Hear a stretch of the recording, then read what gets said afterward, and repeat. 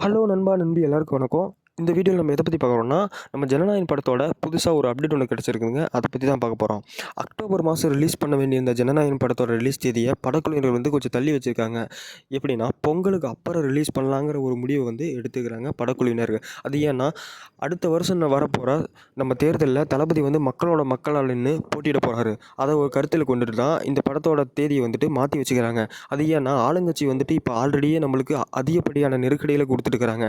அதையெல்லாம் முறியடிக்கணும் தான் பொங்கலுக்கு அப்புறம் ரிலீஸ் பண்ணியாச்சுன்னா, தளபதி பேசக்கூடிய வசனங்கள் ஆகட்டும், திரைப்படங்களில் வர காட்சிகள் ஆகட்டும், மக்களோட மனதில் வந்துட்டு நிலைச்சி நிற்கும்.